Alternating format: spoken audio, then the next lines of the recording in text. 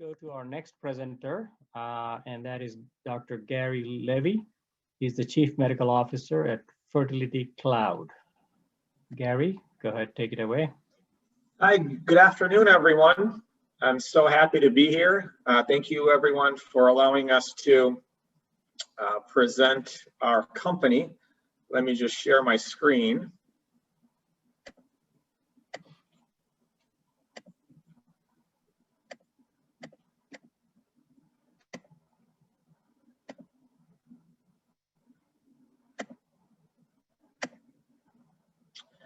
And I hope everybody can see our slides, correct?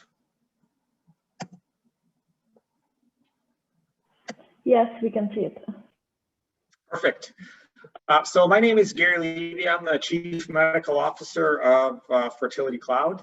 So what we do is we provide comprehensive and nationwide fertility care directly to the patient. Let's meet the team. So my name is Gary Levy, and I have extensive experience in the fertility space. I've worked in private practice. I worked in the National Government Health Service. I worked in academic medicine all the way up to directing a residency program. The CEO is Mr. Jake Diner. Jake is a serial entrepreneur. He has extensive experience in tech, multiple startups, multiple exits, and also contributor to the Tech Forbes Council. Our advisory panel, obviously you guys know Dr. Harneet, and Aaron Wolf is a very highly published academic reproductive endocrinologist. So we want to make sure that we're diligent when we address the clinical and the business operations of our enterprise. So looking at the scope of the problem, infertility unfortunately is increasing all over the United States and the Western world. Some estimates look at about 15% of all couples who are going to try to start to conceive are going to experience infertility. And so one of the interesting paradoxes of the COVID pandemic was a decreased birth rate in comparison to an expected COVID baby boom. So this has become such a big problem that all the way up at the highest echelons of our national leadership, this is actually considered a potential national security issue. And so what compounds the problem is that women begin to initiate childbearing later, and that treatment is very, very expensive. There's a paucity of coverage. So most states don't have coverage for fertility. There's currently 19 mandates in the United States. And the most clinics are located in major metropolitan areas, and there's only 450 dedicated fertility clinics in the whole country. And so what that does is it creates bottlenecks, secondary access and cost, and it creates a very big underserved population. So that's the population that we're going to capture. Another great thing about fertility and telehealth is that fertility is unique, that it lends itself very easy to telehealth. The vast majority of people don't need a physical interaction. A diagnosis can be made based on a conversation, a history, testing that's now available on direct-to-consumer platforms, which are validated. And also treatment is very algorithmically structured. So we're able to take most of the fertility diagnosis tests and then treat with established protocols through telehealth in a very successful manner. And what we are able to do through telehealth also is do it in a more expeditious, cheaper, and a more convenient manner. Okay. So looking at our business model, we're offering online consultations, then direct-to-consumer testing and treatment, all through telehealth. Our initial consultation costs $150. Then the tests are combined about $350. And then the medication and treatment is billed per cycle. Depends on what the customer or patient needs. It's $289. And as most pregnancies occur within 3 to 6 months, we keep our customers on an average of 3 to 6 months. So, as we previously mentioned, there's a big underserved population who are eligible for fertility treatments. Right now, we're looking around 6 million people. Each year, the United States conducts around 300,000 IVF cycles. Those are the culminating interventions for fertility. And so, despite that, all of those women, men, couples still undergo that entry-level interventions that we're offering. And because of the paucity of access and cost, again, like we said, there is significant bottlenecks in access and affordability.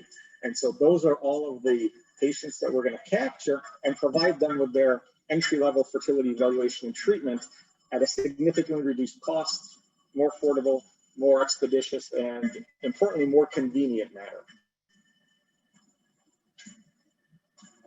So, as we previously stated, our unique position allows us to be the dominant provider of entry-level fertility care at scale.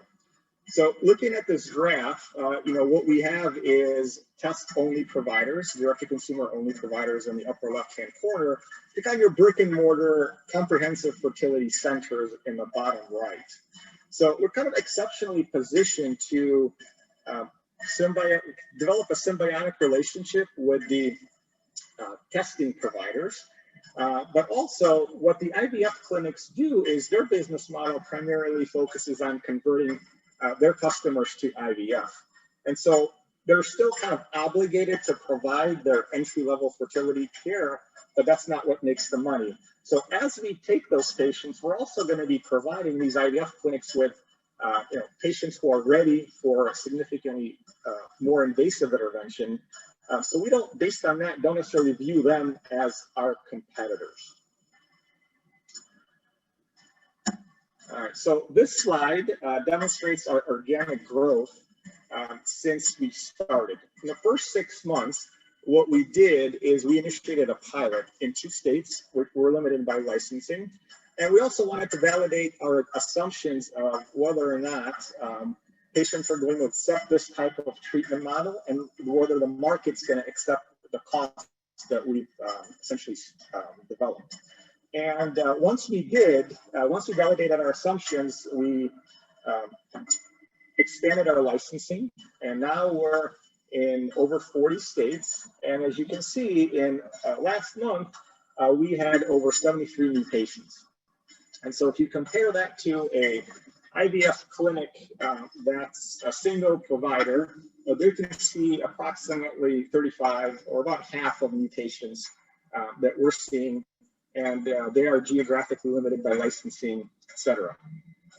And so at current scale, with up to 73 patients per month, our data indicates that the patients buy consultation, they buy the evaluation, and up to 3 cycles of treatment. And so we're looking at our current statistics, we're looking at around up to 300,000 annual revenue without any investment in marketing or advertising. So our current acquisition costs are about $50 to acquire a single customer, and our margin is around 40%. So if remember from the last slide, we have about 70 new patients, so that equates to an average monthly revenue currently of around $100,000. Most of our revenue comes from recurrent treatment cycles, and so we expect that as it stacks to significantly increase. As we went to market, we started with a channel partner because to us that was the fastest time to get to market. What we're doing currently is beginning our marketing campaign with ads on Google and social media. After this round, our plan is to start credentialing with third-party payers and then joining actual payer networks as we continue to scale up. And so our goal currently is to raise $1.5 million with negotiable terms. What that's going to allow us to do is automate back-end processes with AI so we can expedite medical and customer communications. And then it's definitely invest in advertising and marketing as we expand and acquire new patients. And so what we're going to be able to do with this investment is significantly grow to above 100,000 MRR in over 12 months. And then our goal is to move on to round A and raise around 10 mil in around 18 months. So we have plenty of excellent customer reviews on request. And with that, I'll take your questions. Thank you, Gary. Thank you very much. Are your primary targets patients or physicians who would buy this and use it for their patients? Our primary target is the patient. So we are a direct-to-consumer fertility company. Okay, great. And Divya asks a question in the chat, if you're able to see that. How do you coordinate with physical exams, egg freezing, embryo freezing, storage, etc.? So we do not provide invasive care. Egg freezing, IVF, that's not a service that we're able to provide at this point. Currently, we're only providing entry-level care, which is endocrine testing, sperm testing. We triage patients based on history and that. If we think the patient needs ultrasound, any kind of imaging, we still order the old-fashioned way. And then, as we previously mentioned, this is kind of a unique specialty where a physical exam is not necessary in a majority of cases. And so that's why we're able to offer this treatment through telehealth to a vast majority of patients. Do you end up saving these clients any money? Go ahead, ask the question. I'm sorry, I missed the question. I apologize. So given that if you're going to avail of an IVF treatment, you would need to go through all the invasive parts. Are you actually saving your clients money, and how do you handle the injectable hormones? Okay, so in terms of comparatively speaking, a typical round of ovarian stimulation is what we make available for $289. That includes all of the medication, testing, and then our patients have unlimited access to us 24 hours a day, 7 days a week through the portal. And that is one of the biggest positive feedbacks that we get is that instantaneous or almost instantaneous communication with their medical team compared to if they were to call their doctor in their fertility clinic. Sometimes, ideally they'll hear back soon, but that's not necessarily their reality. And so, we're able to offer essentially 3 months of treatment for what it would cost them for 1 month. So we're saving them a significant amount of money. But more importantly, as you know, fertility is dependent on age, and so time is of the essence. And right now, for example, Kaiser Northern California, their waiting list to see a fertility doctor is anywhere between 6 to 9 months. Somebody's 25, that's not necessarily a big deal, but if somebody's 35 or 40, that has a significant impact on prognosis. So not only are we saving people money, we're providing them reassurance, and we're improving access to care significantly. Great. Thank you very much, Gary. That was a great presentation.